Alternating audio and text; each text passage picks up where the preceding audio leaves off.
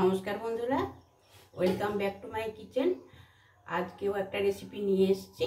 সেটা হচ্ছে ছোট সেই বাটা মাছ বেগুন বড়ি দিয়ে আমি কিভাবে রান্না করছি।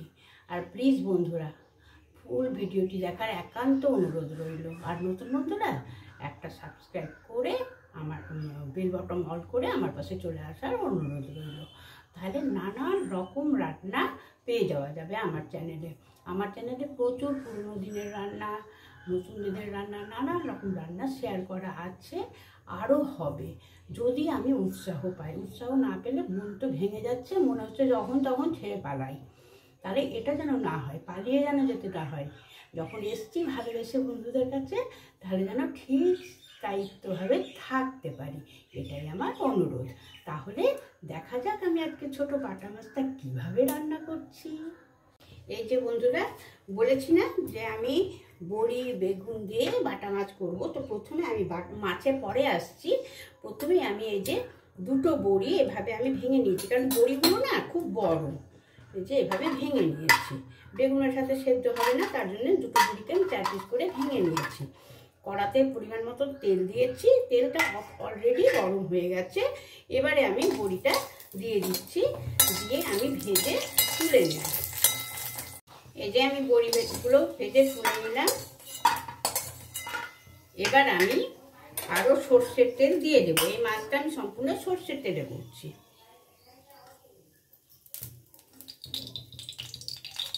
এই যে এই পরিমাণ আমি তেল দিলাম। এই তেল অলরেডি তেতে গেছে। আমি এবারে এই যে 4 পিস বেগুন নুন হলুদ মাখিয়ে রেখেছি, এটা আমি ভেজে নেব।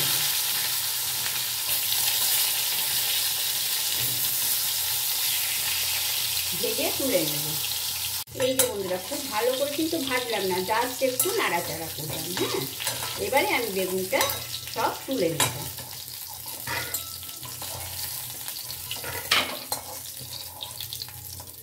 বেগুনগুলো তুলে নিলাম।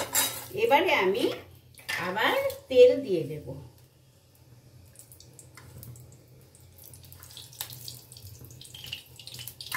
একটু ভালো করে তেল দিলাম, কারণ এবারে আমার মাছটা ভাজা হবে।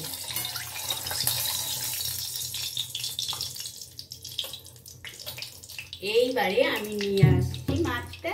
এই যে মাছ নুন হলুদ মাখিয়ে রেখে দিয়েছি। আর তেল তেতে গেল, আমি এবারে মাছটা এইভাবে দিয়ে দেব।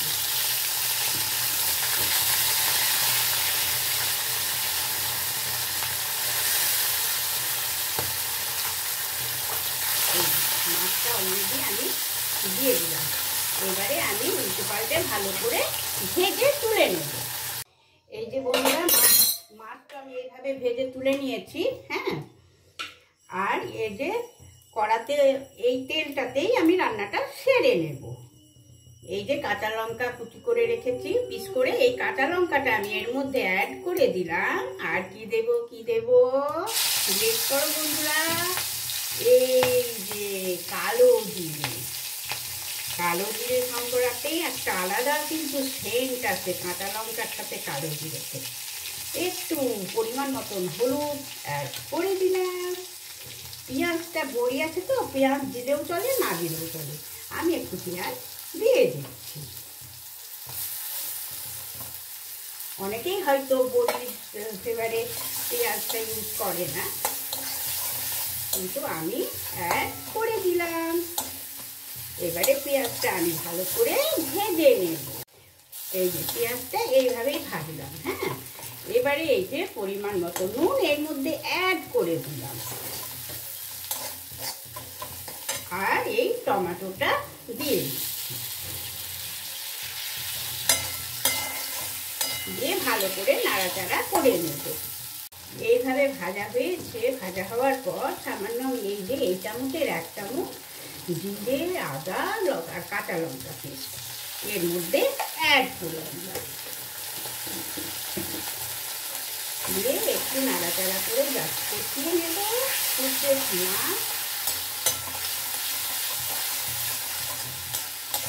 এবারে বড়িটা আর বেগুনটা এর মধ্যে অ্যাড করে দিচ্ছি।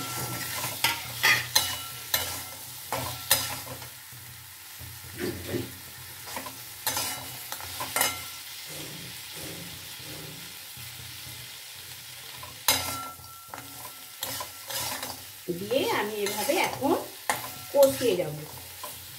এই যে বন্ধুরা, এটাতে আমি ঢাকা দিয়েছি একটা থালার মধ্যে জল দিয়েছি, জলে কিন্তু ধোঁয়া উঠছে, তার মানে জলটা সুন্দর গরম হয়ে গেছে।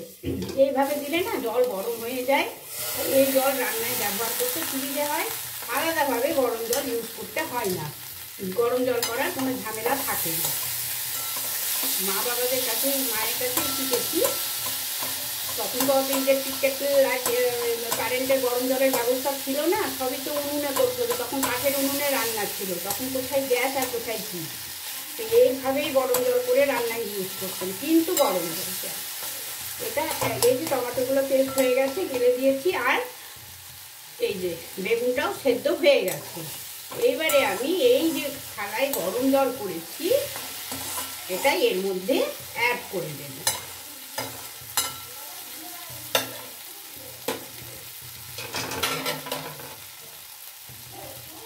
এই যে আমার সবজিতে গরম জল দেওয়া হলো, অথচ গরম জল আমি আলাদাভাবে করলাম না।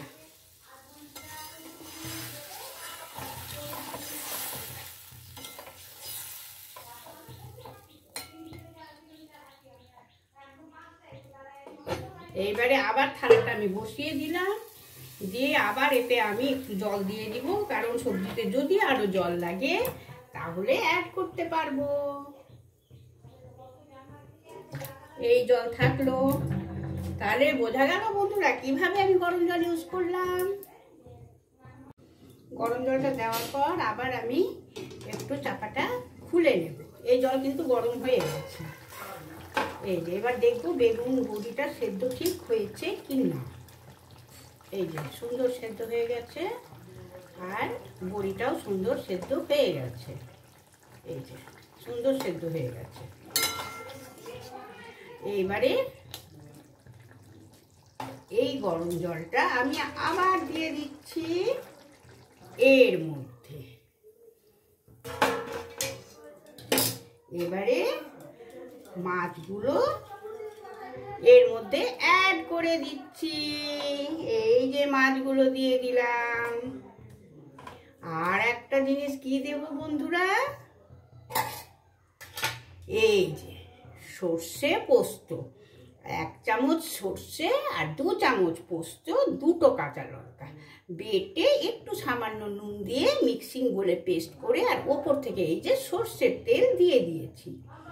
এটা এখন আমি এর মধ্যে অ্যাড করে দেব, দিয়ে আর এই যে বাটিতে একটুখানি সর্ষে লেগে আছে, তার জন্য আমি এই যে ফ্ল্যাক্স থেকে গরম জল নিয়ে এটা একটুখানি জাস্ট ধুয়ে এর মধ্যে অ্যাড করে দিলাম। আর একটা জিনিস দিতে মানে দেওয়া হয়নি, দিইনি আর কি, সেটা আমি অল্প একটুখানি দেব, সেটা দেখাচ্ছি কি দেব।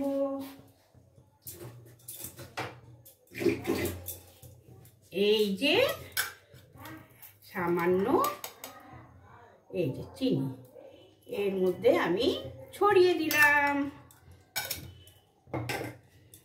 আর এরপরে আর একটা ইউনিক জিনিস দেবো বন্ধুরা, তাহলে টেস্টটা আরো ইয়াম্মি ইয়াম্মি হবে। সেটা তো অবশ্যই শেষ পর্যন্ত না দেখলে বোঝাই যাবে না যে শেষে আমি কি দিচ্ছি। আর এই যে এই থালাতে জল দেওয়ার 2টো আছে, এক হচ্ছে এই যে বেঁকে যায় না, হিটে বেঁকে যায় না, এই জলটা হয় হিটে বেঁকে যেতে দেয় না, তা না হলে স্টিলের থালা হিটে বেঁকে যায়, তো এটা বেঁকে যাবে না, ওই জন্য জল দিয়ে দিলে পরে আর একটা উপকার হচ্ছে আমি গরম জলটা ডাইরেক্ট পেয়ে যাচ্ছি। এবার চাপাটা খুলে দেখি কি অবস্থায় আছে। এই খুব সুন্দরভাবেই মনে হচ্ছে হয়ে গেছে, সব মিশে গেছে সুন্দর।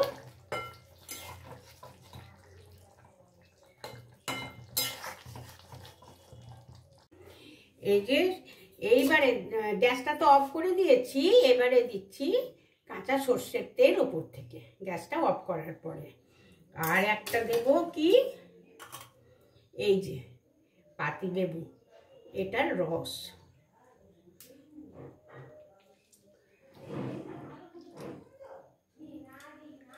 ব্যাস এইবারে মিক্সড করে নেব। সার্ভিং বোলে এবারে সার্ভ করে নিচ্ছি। সার্ভিং বোল নিয়ে নিয়েছি, এবারে আমি সার্ভ করে নিচ্ছি।